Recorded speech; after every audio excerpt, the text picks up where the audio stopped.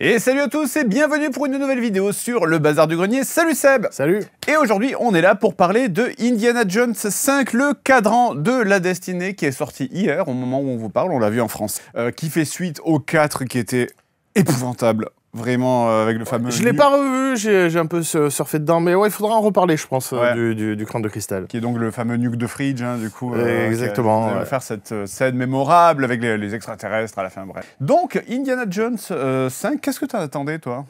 Pas grand-chose. Honnêtement, ouais. plus... Le dernier, hein, techniquement. Ça sera le dernier, je pense pas qu'Harrison... Ou alors, il a enregistré des trucs... Oui. Ou Nia, je pense qu'il va reprendre son visage. Et non, mais il faut arrêter au bout d'un moment. Jack, celui-là, ouais, il sent vraiment... la Neftaline. La fin, ouais, l'EHPAD, ouais, je voulais pas être méchant, mais effectivement. Dès que t'entends Indy 5, tu dis, ah, peut-être, voilà, est-ce que ça va réhabiliter un peu la franchise après le 4, histoire voilà, de finir convenablement. Après, tu dis, mais oui, mais non, en fait, Indiana Jones, ça appartient à une époque. C'est des effets spéciaux qui appartiennent à une époque, c'est un réalisateur, c'est un producteur. Voilà, c'est un espèce de mélange, une alchimie, c'est l'éclair dans une bouteille, comme ils disent les Américains. Donc tu peux pas reproduire ça, c'est pas possible. Il faut laisser au bout d'un moment la nostalgie derrière. Hein, tu vois, ça marche plus avec Terminator, ça marche plus avec les grosses franchises. Faut arrêter de les milquer. C'est terminé. Il faut garder ça dans la tête. C'était bien, on a vécu avec. Puis les films existent, tu peux les remater. On dirait que t'es en train de faire la conclusion là. Ouais, non, mais parce que je sais pas, j'ai un rapport bizarre avec ce film. J'ai dû, en parlant de celui-là, le 5e, j'ai du mal à le détester, mais je l'aime pas non plus. C'est très étrange. Bah après, il y a qu'une nuit. Voilà, qui est passé, donc je l'ai pas totalement digéré. Mais écoute, moi j'ai hâte de savoir ce que tu penses, parce que c'est compliqué. On va en parler avec, comme d'habitude, une partie spoil et une partie no spoil. Et pour commencer, la partie no spoil.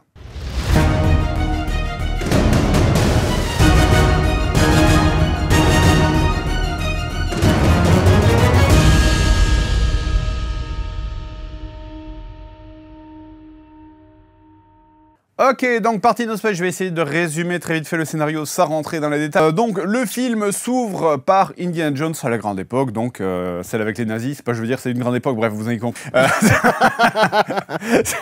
Donc tout ça pour dire que le film s'ouvre dans le passé alors que Indy chasse une relique sur la toute fin de la Seconde Guerre mondiale alors que les Allemands sont en train de fuir. Et en chassant cette relique, il découvre qu'il y a autre chose que les Allemands ont découvert, quelque chose qui est censé avoir des pouvoirs un petit peu mystérieux, mais lui, il n'y croit pas trop. Il est accompagné d'un de ses amis de cette époque. Pendant la course-poursuite, l'objet se perd, mais tout ça va revenir lorsque lorsque la fille de la personne en question va réaborder Indy dans les années 70, je pense. Ça doit passer, c'est 69. C'est en 69, c'est ça. On a l'alunissage. L'alunissage, donc c'est en 69. Temporel. Donc en 1969, quand une personne va reprendre contact avec Indy pour lui reparler de ce fameux artefact et de qu'est-ce qu'il pourrait faire. Voilà. C'est proprement résumé. Voilà, sans trop rentrer dans les détails. Alors du coup, qu'est-ce que tu en as pensé? Bon, du coup, on peut revenir à... Est-ce que tu veux que je commence peut-être? Commence, ouais, parce que moi c'est très compliqué. Je pense que je suis désolé d'avance, mais... Alors moi, alors on va essayer de... Je vais donner mon avis et on détaillera peut-être davantage dans la partie spoil. J'ai passé un moment... Le début était fantastique. Toute la scène d'ouverture... D'ailleurs, on peut le dire, toute la scène d'ouverture qui se passe dans le passé, du coup, elle est faite avec un personnage fait avec Indy qui est en rajeuni en mode... Je me demande si c'est, bon, évidemment, pour les cascades, je pense pas que ce soit Ford, mais de temps en temps, on sent que c'est Papy Ford qui ouvre une portière avec un visage impeccable. Ah ouais, je l'ai senti à quelques moments, je suis pas sûr, donc j'ai hâte de voir des featurettes là-dessus. Je l'ai pas senti, mais par contre, toute la scène du début qui se passe en 1944 ou 45 même peut-être, et incroyablement bien faite. C'est vraiment, je trouve que l'effet numérique, le recréage du jeune Indy est parfait. Je trouve que l'humour... Ça marche bien, mais il y a un truc... Non, moi je... On n'est pas dans le canivalet, mais... Il y a des moments où ça grince un peu. Il y a des moments où ça grince un peu. Est-ce que c'est parce que je suis au courant qu'il y a ce procédé qui est utilisé, que mon cerveau me dit que attention c'est bizarre, ouais, je comprends. Ou est-ce que... Mais je pense que non, des fois il y a des frames où tu sens que le visage... Il y a des frames très légères, ou avec un éclarage un peu particulier. C'est ça. Tiens, c'est bizarre, la lumière elle frappe bizarrement le visage, tu vois. Il est un peu gommé, tu vois, un peu lisse, un peu parfait, tu vois, peut-être trop parfait, mais c'est très bien fait. Honnêtement, voilà, je pinaille, mais ça passe très bien. C'est extrêmement bien fait. C'est le truc le mieux fait que j'ai vu par tous les... très loin de Princesse Leia Rogue One où j'ai failli sauter du siège de peur. Ah ouais. Ils l'ont empaillé, salaud. Et même toute la scène est bien faite au niveau de l'humour qui est typique des scènes d'action qu'on pouvait voir dans les... Je suis pas trop d'accord. Eh ben moi je trouve que oui. Ben moi, je vraiment, suis pas trop d'accord. Quand ça s'est ouvert comme ça, j'ai fait oh putain mais c'est génial. J'ai l'impression de revoir les premiers films. Remettre le début de la dernière croisade, tu verras la maestria de Spielberg, enfin le dynamisme et surtout la photo, quoi, je sais pas comment dire. Bon, après je comprends, c'est le procédé pour qu'il soit crédible. Il faut que ce soit très sombre et tout. Oui. Voilà, c'est un norme Jurassic Park. C'est pour ça que le T-Rex il passe toujours aussi bien. C'est que c'est filmé la nuit sous la pluie. Là pareil, sous la pluie, je sais plus s'il y a de la pluie, mais il y a de la fumée. C'est très sombre. Enfin, je suis désolé, mais quand ils sont sur le train à la fin, on voit rien. Pas spoiler. En termes d'image, on ne voit rien. C'est très sombre. On le voit ça dans la bande-annonce. C'est dans la bande-annonce. Donc, mais ouais, je sais pas. Moi, je trouve que il y a des réminiscences comme ça d'Indiana Jones, mais c'est pas. Il manque un truc, tu vois. Tu sens pour moi. Écoute, laisse-moi apprécier le seul truc du film que j'ai apprécié. Non, je suis désolé. J'ai l'impression que je vais casser le délire de tout. Désolé. Et pour moi, c'est l'allégorie du film. C'est quelqu'un à qui on a passé un vase qui est cassé, qui est recollé, et qui doit le remettre comme ça, mais qui a peur de le péter aussi, tu vois. Donc tu vois ce que je veux dire. Donc ça prend des pincettes de partout, et du coup c'est très lisse, c'est très timoré. Moi, il y a rien que j'ai vu là-dedans, parce que tu dis ah là là, c'est comme Indiana Jones. Et du coup, ça n'a pas de personnalité, tu vois. C'est l'opposé du spectre de Crâne de Cristal où on y va YOLO. Oh ouais, le frigo, oh, des aliens. Tu vois, où on y va à fond en termes de propositions. Là, non, c'est ah non, faut rester, attention. Attention. Bon, du coup, donc ça, c'est la partie que j'ai aimée. Voilà. Désolé. Et c'est bien. Encore une fois, c'est bien, mais c'est pas... Enfin... Voilà. Non, mais je suis content de savoir que j'aime de la merde. non, mais c'est bien d'avoir des avis tranchés. C'est cool. Et du coup, donc ça, c'est la première partie. Et ensuite, le film s'ouvre à notre époque. Et c'est à partir de ce moment-là où... je trouve que le film... En fait, voilà, pour résumer de mon avis, le film est trop long. Le film est vraiment trop long. Il fait 2h... 2h20. 2h20. Je me suis renseigné, tous les indies font autour de 2 heures. 2h02, ah ouais 4. Moi, j'ai trouvé qu'il y avait vraiment 30 ou 40 minutes en trop. Et 40 minutes, c'est énorme hein, dans un film. Je trouve qu'il y a vraiment 30 ou 40 minutes en trop, puisque tout le centre du film... Il y a des scènes entières qui pourraient être purement et simplement effacées et remplacées par une ligne de dialogue en mode « Nous allons là-bas ». Et ça serait pareil. C'est pareil, il y a trop de courses-poursuites. Il y a 4 courses-poursuites dans le film.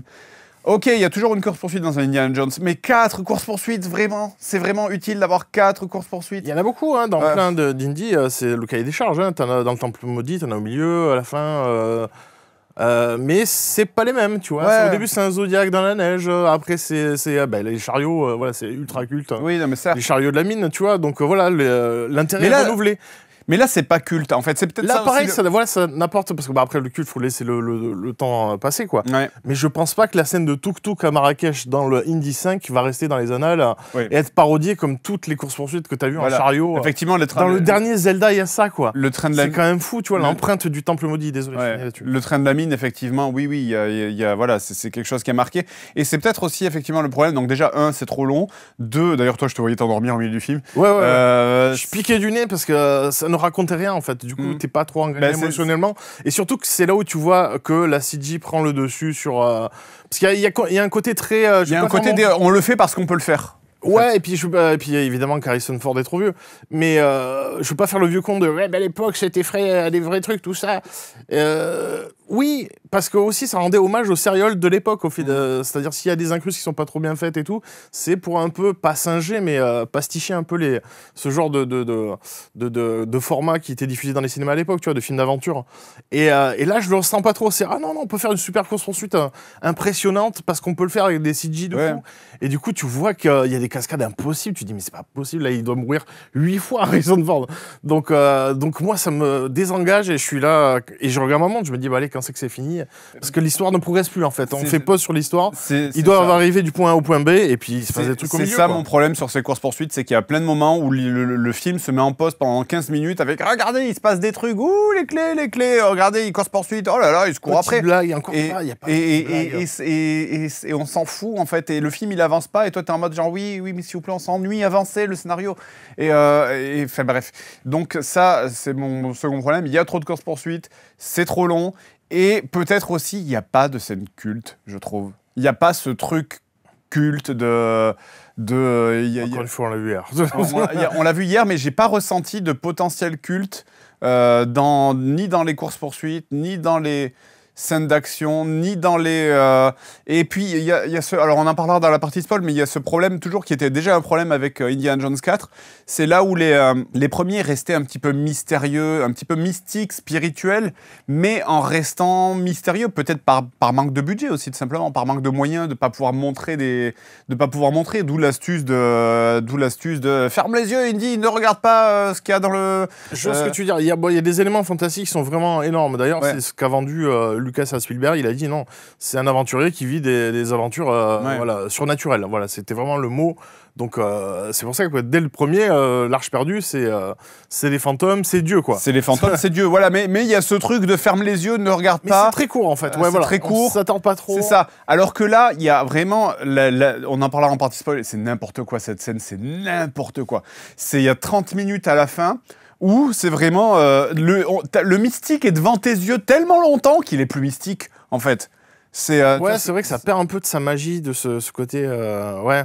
Tu vois, ce truc où ça... On détaillera en partie spoiler. C'est comme si dans effectivement l'Arche perdue, t'avais vraiment Dieu qui sortait du coffre, qui fait « Bonjour, je suis Dieu ». Ouais, qui tape un live pendant 15 minutes. On s'assoit. Alors voilà, donc moi je suis Dieu, mon fils c'est Jésus, du coup, bah écoutez... Vous n'avez pas le droit d'ouvrir l'Arche d'Alliance. Il faut pas ouvrir l'Arche d'Alliance. Et ce pourquoi je vais vous punir, parce que ça casse le truc. Ouais, là c'est vraiment ça, et ça dure une éternité, la fin c'est trop long. On te fait « Oui, c'est bon, on a compris, c'est trop long ».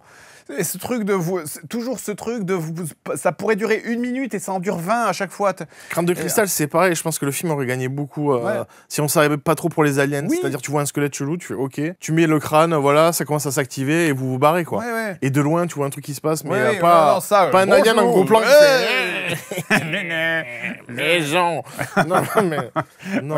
Complètement. Mais c'est vraiment ce problème de manque de finesse, en fait. Pour moi, c'est vraiment du manque de finesse à l'écriture.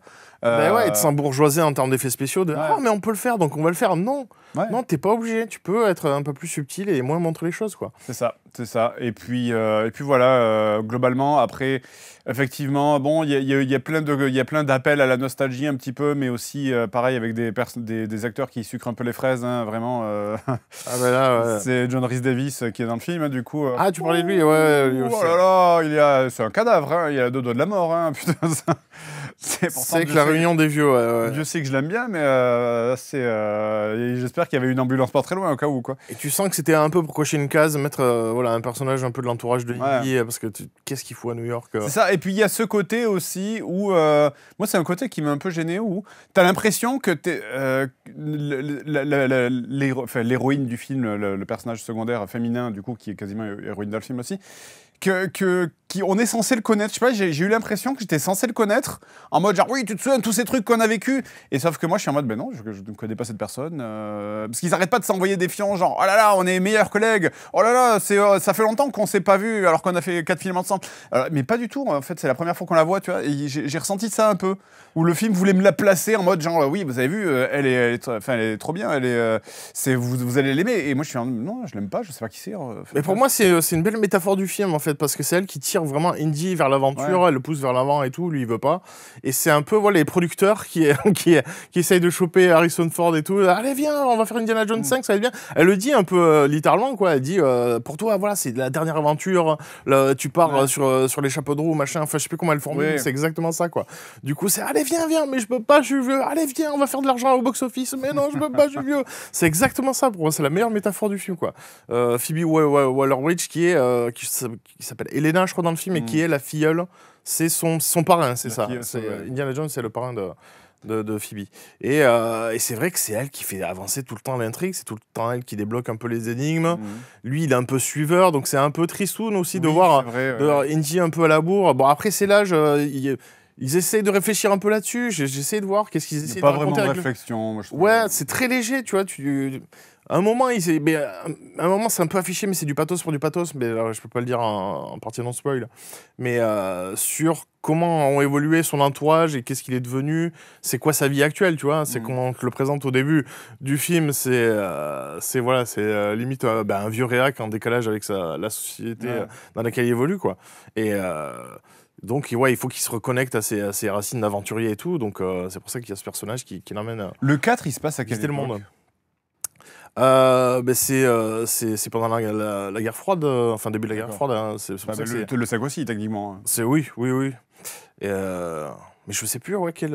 Des fois, j'ai cette impression bizarre que le 4 se passait après le 5. C'est les années 50, hein, c'est juste après la guerre, ouais. D'accord, ok. Mais là, on est 69, ouais, c'est ça. D'accord. Si tu comptes, ça fait 15 ans entre le Crâne de Cristal en termes de sortie de film et celui-là, donc.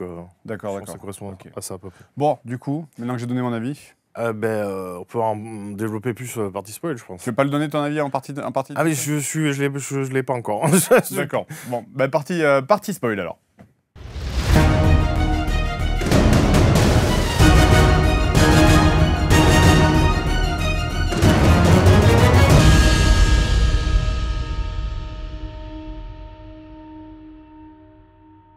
Ok, donc partie spoil, si vous êtes ici, on considère que vous avez vu le film ou que vous vous en fichez d'être spoilé. Maintenant qu'on peut rentrer dans le détail, alors on va essayer de faire ça dans l'ordre. Donc moi, j'ai déjà tout dit sur la scène d'intro que j'aimais bien. Voilà, toi tu dis que il y a un peu un côté uncanny-valley, il y a un peu...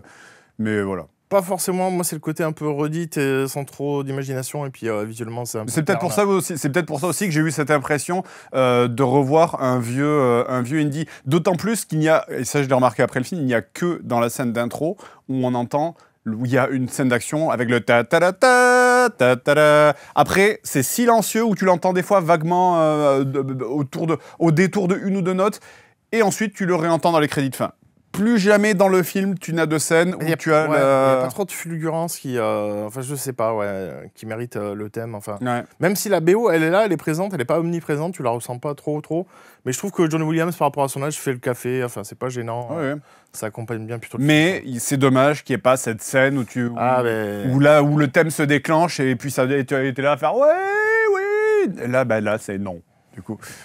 Ouais, je trouve aussi ça manque de fulgurance, quoi. C'est vrai que je suis désolé, j'aurais comparé avec le 4, mais il y avait plus cette folie-là dans le Crâne de Cristal, quoi, je trouve. Et même si ils abusaient dans tous les sens, ils faisaient faire n'importe quoi à Harrison Ford, au moins il y avait cette dynamique en fait dans la mise en scène qui donnait la pêche, quoi. Et ce côté Indiana Jones que j'ai pas retrouvé ici, c'est ça en fait. C'est que des fois j'ai l'impression que tu vois plus Harrison Ford que Indiana Jones en fait. La façon dont il s'exprime et qu'il dit non mais j'en ai marre, c'est bon, je vais rentrer chez moi. Oui. Des fois je me dis mais attends, c'est pas Indy, parce que après je peux comprendre, je l'intègre que le personnage a vieilli. Le personnage est vieux, que toutes ses aventures sont derrière lui, il le dit d'ailleurs. Et tu vois là ce que je disais, la façon dont il le présente au début, il est chez lui, tu le vois torse nu en plus. Tu vois Harrison Ford qui a accepté de se faire filmer, torse nu, vieux, son corps vieillissant, tu vois. Donc il y a vraiment ce côté, on assume le côté. Mais c'est vrai qu'il gueule sur des vieux, sur des hippies, les voisins. Oh, c'est pas fini ce bordel, avec un bâton, tu vois. Donc il est vraiment devenu ce vieux réac. Mais c'est vrai qu'il y a ce côté. Il y a effectivement ce côté traîne des pieds, j'ai pas envie d'y aller. C'est ça. Et tu te dis mais pourquoi tu le fais alors en fait il y a vraiment il se fait embarquer dans ce truc-là, mais sans jamais vouloir vraiment y aller lui-même à aucun moment. Et du coup, si lui, il veut pas y aller, pourquoi est-ce que nous, on aura envie de le suivre, en fait ? C'est pour ça qu'ils essaient de rapiécer ça en mettant en avant le fait que cette quête est un peu liée à ce qu'il a... Enfin, un truc qui lui tenait à cœur depuis longtemps, mais ça, c'était plus l'Arche d'Alliance, parce que c'était lié à son père. Donc, à chaque fois, il y a un nouvel artefact qui arrive. Oui, mais c'est quand même celui-là que tu recherches depuis très longtemps. Mais là, tu ne te ressens pas trop. Puis, ils essaient aussi de greffer ce problème personnel de sa famille qui a implosé. Et d'ailleurs, c'est rigolo, parce que je me disais, mais attends, après le Crâne de Cristal, certes, ils vont faire un Indy 5, mais comment ils vont faire pour Shia LaBeouf qui fout le bordel, que Spielberg l'a désavoué et tout ça. J'ai dit, à moins qu'il tue hors champ. Oh, il le tue hors champ. C'est génial. Oh, putain, bravo les gars, franchement, super. Et du coup, voilà, donc je suppose qu'il est mort au Vietnam, vu que ça correspond c'est ça. Voilà, il s'est engagé volontairement contre la vie de son père et de sa mère, et du coup, il est mort, donc ça a brisé un peu le foyer. Et du coup, Marion, là, c'est la célèbre Marion, a quitté le foyer, donc il vit tout seul dans son appartement, tel un petit vieux. Donc voilà. Et ça, il le balance, mais d'un coup, à un moment, il y a toute l'exposition d'un coup sur le bateau, il fait ouais, ben en fait, moi j'aurais bien aimé que mon fils soit vivant et que ma femme se barre pas. Ok. Tu sais, ils auraient pu installer ça un petit peu dans le film, mais là, ça t'arrive dans la tête, tu fais waouh, ok. Donc voilà, c'est un peu ça, sa quête personnelle. Enfin, je veux dire, tu sens qu'il a plus trop rien. Voilà. de choses auxquelles il croit dans sa vie, mis à part ses cours, parce qu'il continue à donner des cours. Et encore, parce que c'est la retraite au début. Oui, c'est exactement. C'est le jour de sa retraite. Donc finalement, voilà, qu'est-ce qui lui reste? Il lui reste pas grand-chose. Donc voilà, c'est au fond de lui, qu'est-ce qui lui reste? C'est l'aventure. Mais il y a pas. Donc c'est elle, c'est ce personnage qui est là pour lui amener. Sauf que non, parce que si jamais il y avait eu ce truc de je suis à la retraite, mais ça me manque ma jeunesse, j'ai envie de partir à l'aventure, j'ai envie de vivre des trucs. Ah non, là ça vient pas de lui. Ouais. Là, c'est pas du tout le cas. Je suis à la retraite. Il y aurait pas eu le personnage principal qui serait arrivé, il serait resté comme ça dans son fauteuil, il serait laissé mourir. Tu vois. Oui, c'est ce que je dis. Il y a pas du tout, à aucun moment, cette volonté de repartir. C'est vraiment juste oh là là, fait chier, allez, faut aller vivre des aventures de merde là de nouveau. T'sais. Et surtout que voilà, je fast travel jusqu'à la fin, mais à la fin où il se retrouve en Sicile dans les années, je sais plus, enfin la période où évolue. C'est vrai qu'on n'a pas réexpliqué le scénario, mais en gros, on n'est pas dans le fantastique, mais il doit retrouver un objet. On aurait peut-être dû commencer par là, même d'ailleurs. Il doit retrouver donc un objet qui s'appelle l'Antiquera ou un truc comme ça, je sais plus, qui est séparé en plusieurs parties, qui est séparé en trois parties et qui, lorsque tu rassembles tout, permet de détecter des failles spatio-temporelles et donc du coup de techniquement voyager dans le temps. Et donc il est poursuivi par un ancien nazi qui s'appelle le professeur Schmidt, je crois, mais qui n'est pas son vrai nom, qui s'appelle Fowler en réalité, qui veut retrouver l'artefact pour repartir à l'époque de la Seconde Guerre mondiale. Pour tuer Hitler. Pour tuer Hitler. Mais pour sauver le nazisme. Mais pour sauver le Reich. C'est-à-dire tuer Hitler et pour le remplacer en connaissant les erreurs d'Hitler. Et donc en remplaçant Hitler, comment il va faire ça, on ne sait pas. Ouais, mais il faut faire oui, c'est lui qui l'a tué, c'est lui le droit. Maintenant, c'est les lions, ça marche comme ça. Et donc tuer Hitler et le remplacer, du coup pour éviter ses erreurs. Voilà, donc c'est ça. Joué par Mads Mikkelsen et évidemment comme d'habitude, voilà, t'as un Stradivarius et tu lui fais jouer le petit bonhomme en mousse, quoi. C'est typiquement, ça me fait chier, quoi. Cet acteur, il est fantastique et là, il a rien à faire, quoi. C'est le rôle le plus mal écrit du film, quoi. C'est unidimensionnel de bout en bout. Et c'est ça, voilà, où je trouve le film timoré. C'est qu'au début du film, la course-poursuite sur le train, la façon dont il est éjecté, au sens propre et au sens figuré, il se prend un panneau dans la gueule. Et il n'y a aucune conséquence. Ouais. Et voilà, il ne joue pas, soit tu joues la carte cartoon, tu mets un son, un poing. C'est rigolo, le fait qu'il ait pas de traces, c'est cartoon, c'est assumé. Ça arrive dans Indie, des fois il y a que des gamelles, des machins, ils jouent la carte cartoon et ça passe. Soit tu joues le drama, il est défiguré, il revient avec un masque, voilà. Ouais. Et là, il y a rien dans la scène. Ah oui, en fait, vous vous souvenez de quand j'ai pris ce panneau à 300 km/h dans la tête? Ça va. Quand t'as la scène qui se déroule, t'as un petit son et il disparaît. Moi aussi, je m'attendais à le revoir parce qu'au début, tu vois pas sa tête. Ouais. Et quand il se retourne, tu te dis, il va être défiguré, machin. Parce que tu sais qui c'est du coup. Parce que tu l'entends parler avant, donc tu vois, t'attends de voir sa tête. Et non, rien. C'est juste, il a vieilli, quoi. C'est tout, voilà, quoi. Et voilà, et tu sens que le film a peur du ridicule. Enfin, ils veulent pas aller sur un terrain. Et moi, c'est typiquement un symptôme du film. Et bref, donc là, on était sur Mads Mikkelsen. Oui, après, il y a 1000 courses-poursuites. Il y a une course-poursuite en cheval avec un métro qui poursuit un cheval. Après, il y a une course-poursuite avec le cheval dans la parade du retour des astronautes. Puis après, il y a une course-poursuite. J'essaie d'analyser, je me dis, qu'est-ce qu'ils veulent faire avec ça? De nous montrer la période, de dire, regardez, il y a la parade pour célébrer je pense que c'est juste, Apollo 11. Et derrière, t'as les hippies qui sont juste derrière. Il y a deux manifestations. Il y en a une contre la guerre au Vietnam. C'est pour montrer que Indy, c'est toujours chevaucher un cheval. Donc, contre une moto, donc est-ce que c'est le métal versus la technologie versus le old school Peut-être, mais ça va nulle part, en fait. Mais oui, c'est pour ça que je me pose la question. Ça dure 15 minutes, et pendant 15 minutes, tu fais oui, ils se courent après, et puis à un moment, ils arrêtent de se courir après, et puis c'est fini. Et puis voilà, et ça n'a rien apporté au film. Après, il y a toute la course-poursuite, toute la scène qui se passe à Tanger, au Maroc, qui ne sert à rien, c'est pareil, quoi. Ouais, c'est juste, il y va pour rencontrer juste un personnage et l'autre, le petit gamin, là, qui... un petit sidekick, un forçage d'un genre de demi-lune marocain, là, du coup. Mais qui, pareil, ça sert à rien. Lui, je sais même pas s'il a un arc. Il a rien, il a pas d'arc. On ne sait pas pourquoi il est là. Ouais, voilà, c'est tout. Voilà. C'est le seul truc qu'il a, c'est ça. C'est juste vraiment, ils essayent de reforcer des recettes d'avant en se disant, si les gens ils l'ont aimé il y a 45 ans, peut-être qu'ils vont l'aimer maintenant. Et t'es en mode, mais non, du coup c'est la même chose. Enfin, on n'aime pas. Et pareil, deuxième course-poursuite dans les rues de Tanger, et on s'en fout, ça raconte rien, ça aurait pu être remplacé par... Vraiment, c'est par une ligne de dialogue. Parce que la fin de le début de la course-poursuite et la fin de la course-poursuite, ils en sont au même stade. Vraiment, donc c'est avec tout ce truc de oui, il y a son ex qui poursuit la femme femme, tu te souviens de ça? Il y a l'ex marocain de la filleule de Indy qui le poursuit avec un couteau juste pour ajouter des... On n'en a rien à foutre, ça sert à rien. Non, c'est juste pour greffer le gamin et qui ne sert pas à grand chose au final en fait. Qui ne sert à rien. Il suit littéralement. La scène de fin, il suit l'avion dans lequel il se déroule les trucs en fait. Il est tout le temps là pour... Bah ça sert à apporter pour les sauver à la fin. Pour les sauver à la fin, c'est le mec. Mais ils auraient aussi pu faire en sorte que l'avion atterrisse et repart quoi. Et donc on arrive, et donc il y a je sais plus combien, il y a 4 courses-poursuites avant d'arriver à la scène où ils arrivent dans le temple un petit peu machin, et c'est là où tu te dis ah putain ça y est, enfin le film reprend. Quand ils arrivent dans le temple et qu'ils commencent à faire oui alors regarde il y a quand t'as le souffle en Indiana Jones qui revient, tu dis ah ils sont en train d'explorer, voilà, il y a des indices, il y a de l'archéologie, il y a de l'aventure, tu dis ah putain là on commence à avoir du Indiana Jones. Ça, mais avant t'en as très peu dans le film hein, il y en a très peu, mais avant ça il y a vraiment ça hein, il y a 1 heure, il y a 1 heure où c'est que des courses poursuites et tu t'emmerdes quoi, c'est vraiment. Puis c'est pas des endroits très, enfin je veux pas tracher le Maroc ou quoi, mais tu sais c'est pas merveilleux, enfin je sais pas comment dire, c'est pas une cité Inca. C'est les rues marocaines. Ouais voilà, c'est pas une cité Inca planquée, tu vois dans la forêt amazonienne ou j'en sais rien. Mais enfin voilà, ça manque de grandiose, et même les tombeaux, je suis désolé, mais le tombeau d'Archimède il est tout petit. Il est tout petit, c'est dans une petite grotte et puis c'est filmé, c'est que des gros plans sur les personnages. Du coup, t'as pas ce côté grandiose, tu vois, des tombeaux que tu pouvais avoir dans les Indiana Jones, tu vois. Et c'est ça qui fait partie de l'expérience aussi des films Indiana Jones. C'est grandiose. C'est toujours le grandiose, ou même quand il y a pas grand chose, c'est toujours bien filmé, enfin je sais pas comment dire. Mais oui, mais en fait, t'as tellement été asséché de ça pendant tout le milieu du film où tu te fais chier, que même il y a ça, quand ça revient, même si c'est pas terrible, t'es content en fait. Ouais, mais je sais pas, je trouve que ça manque de... Enfin, je sais pas, quand ils visitent l'épave pas une galère, mais c'est vrai que j'ai oublié ça. Un navire romain, là, ça aurait pu être magnifique, et c'est expédié.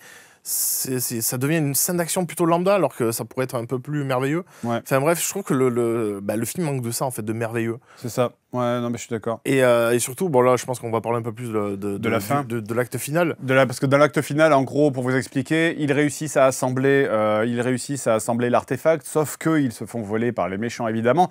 Les méchants assemblent, du coup, un groupe de gens déguisés en nazis pour repartir en 1939, ils veulent repartir.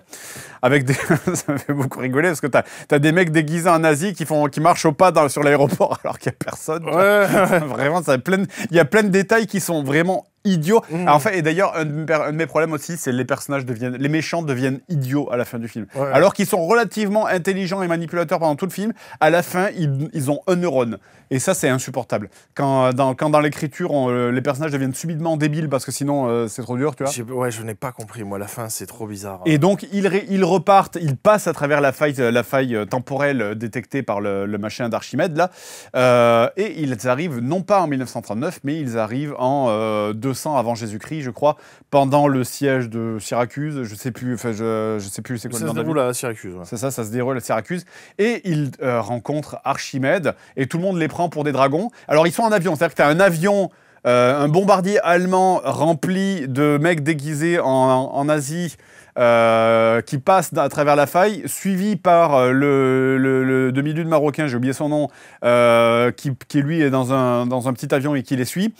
Et ils arrivent donc sur ce siège où tu as les Romains qui attaquent l'île de Syracuse, qui doit être des Grecs, je suppose, qui attaquent cette île. Et qu'est-ce qu'ils font ? Ils vont rester à 10 mètres du sol, histoire de bien pouvoir se prendre les catapultes, parce que les Romains les abattent. Les Romains abattent un bombardier allemand quand même, hein, avec des catapultes de bateaux.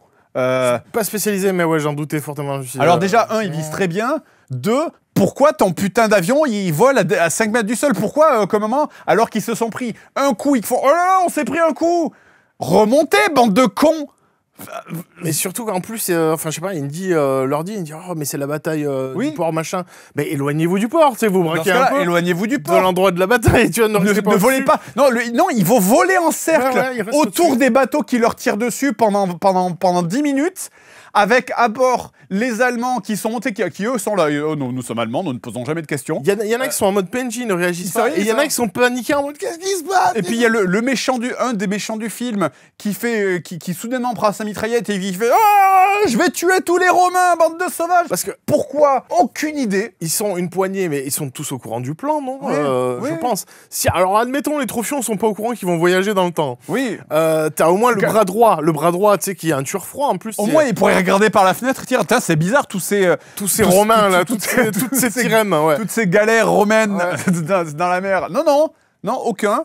Le méchant, je dis, j'ai un moment, il pète un plomb. Le bras droit, à tirer sur les Romains, le bras droit du méchant, il se met à tirer sur les Romains à la mitraillette. Il est courant de ce qui se passe, il est courant des enjeux. Il est à 300 mètres d'altitude, il tire sur les bateaux en mode. Il a une vendetta, enfin, il veut buter du Romain. Ouais, on dirait les Romains, ils ont niqué sa mère, quoi, t'es. Vous êtes cons ou quoi? Non, tant pis, on s'est gouré de période. Cherchons la prochaine faille. Ouais. Ou alors on va essayer de se poser plus loin. Enfin, Archimède. Panique tous, quoi. Archimède, il voit les bombardiers, il fait j'y vais.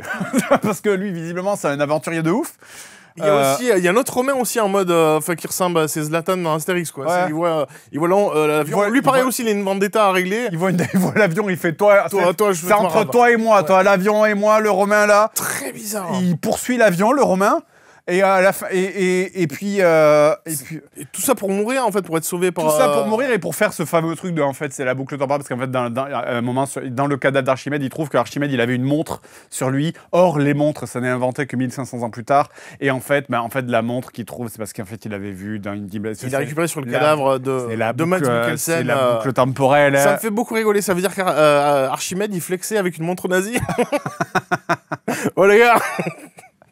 C'est beau ou quoi? C'est matériellement, c'est nazi, c'est la classe.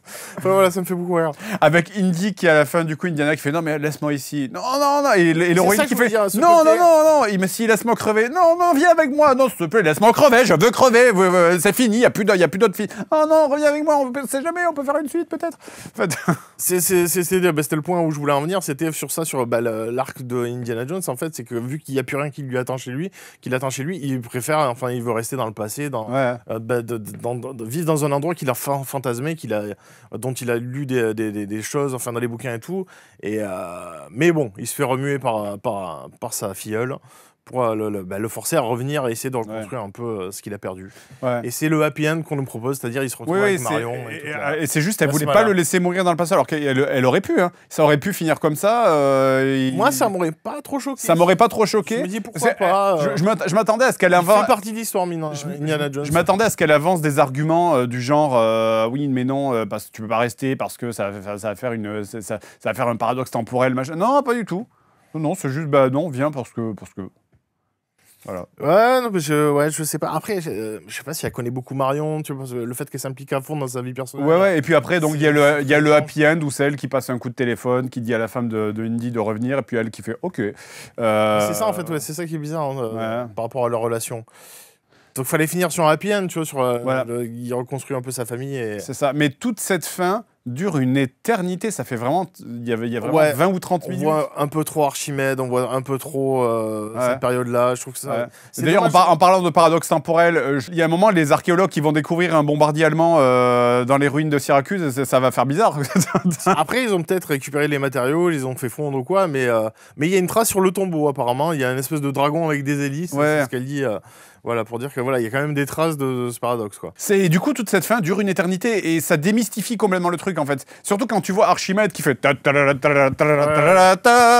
je vais poursuivre le bombardier allemand avec mon cheval. En fait, et ils ont une conversation très longue avec lui. Enfin, c'est dommage, ça enlève un peu de la mystique de la chose. On en revient littéralement au truc de Dieu qui sortirait de l'Arche perdue et faire tu touches pas à ça. Hein. Moi, je suis désolé, c'est presque du même niveau que les aliens du crâne de cristal, on va me chier à la gueule, mais là c'est pareil, je trouve qu'il y a trop de... Ça enlève trop de mystère. Ouais, ça aurait été bien qu'ils repartent un peu direct ou qu'il n'y ait pas de contact. Peut-être qu'il aperçoive vite fait, qu'il fasse bonjour Archimède, bonjour Indiana Jones. Tu vois, là c'est trop, enfin voilà. Ouais. Manque de finesse.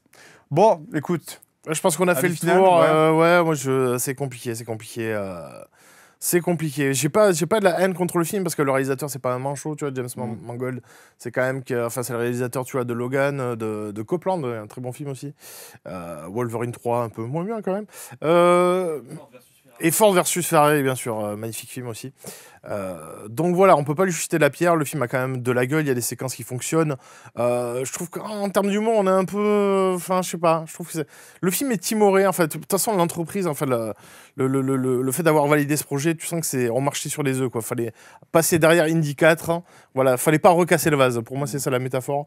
Donc c'est compliqué. Mais du coup, on perd un peu en magie et en panache, en fait. Parce que Indiana Jones, c'est ça aussi, c'est le panache. C'est dans la mise en scène, comme tu disais, ces moments surélevés par la musique, c'est ça qu'on veut aussi, tu vois. Même si c'est de l'action un peu grandiloquente et un peu surréaliste, tu dis non, mais là, il se répétait les vertèbres 8 fois. Mais non, c'est pas grave, parce qu'il y a John Williams qui arrive derrière, qui fait bam, bam, bam.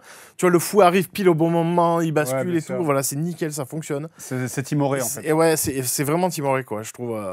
Je comprends qu'il fallait jouer un peu sur le côté personnel, un peu pathos du vieux qui vit sa dernière aventure, mais je sais pas, c'est pas trop ce que tu as envie de voir quand tu veux voir une aventure. C'est pas ce que tu as envie de voir que pour la conclusion, en fait.